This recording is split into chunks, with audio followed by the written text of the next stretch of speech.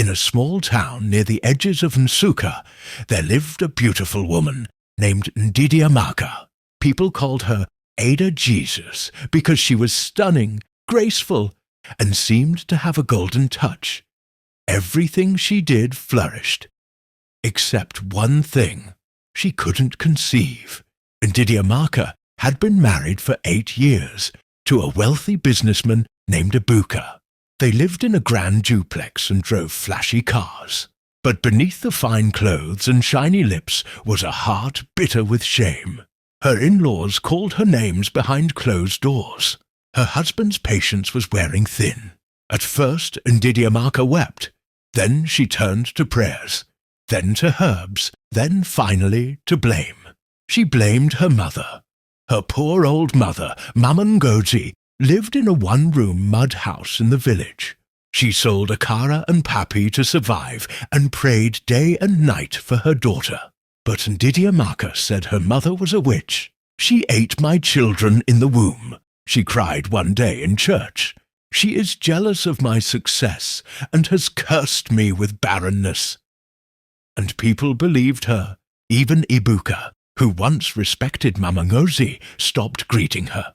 The woman was disgraced and humiliated, even dragged to churches and asked to confess. But Mama Ngozi never fought back. She would only cry and say, "God, vindicate me. I carried that girl in my womb for 9 months. I suffered to raise her after her father died. I only ever prayed for her happiness." Still, Ndidiamaka cut her off. She said, "If I ever see you near my house again, I will have you arrested." One hot afternoon, while shopping at a roadside market, Ndidiamaka bumped into an old, ragged woman selling herbs and bitter leaf. "Ah, my daughter," the old woman said, smiling through broken teeth. "Your spirit is troubled. You carry a heavy womb." Ndidiamaka wrinkled her nose. "Dirty woman, who are you to speak to me like that? Do you know who I am?" she spat. "Are you not ashamed to look at me with your smelly mouth?" The woman bowed her head and whispered, "I was only trying to help." Ndidiamaka slapped the tray of herbs off the woman's hands and walked away, laughing as the old woman struggled to gather her things.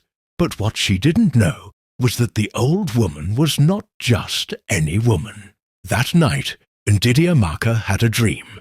She was walking through a forest, calling out the names of children, Chisholm, Ifeanyi, Amarachi.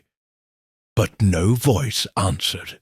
Instead, she saw a small hut where an old woman sat stirring a calabash full of red water. "Who are you?" Ndidiamaka asked. The woman looked up and said, "You don't recognize me. You slapped me today. You mocked me for being poor and dirty. So now I return what you gave." Ndidiamaka woke up screaming.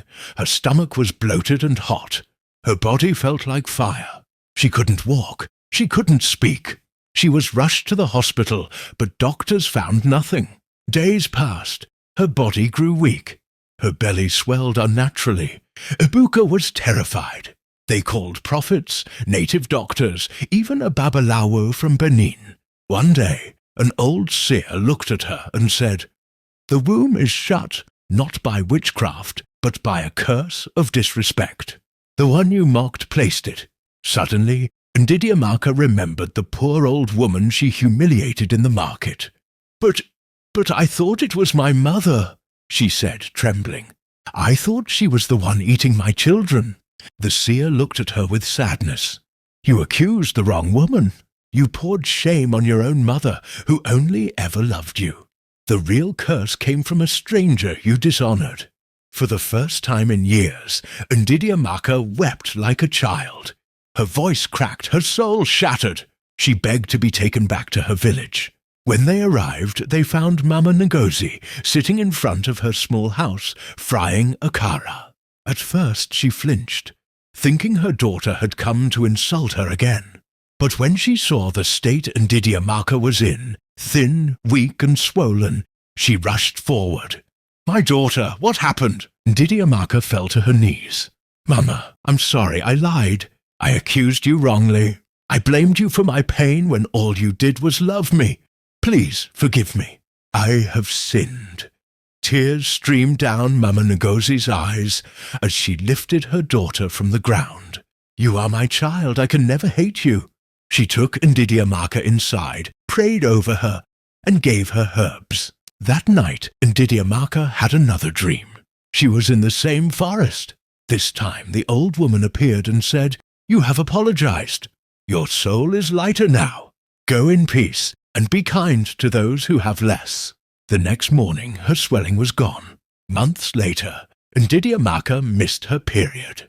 The doctors confirmed it. She was pregnant. The news shook everyone. Even Abuka cried like a baby.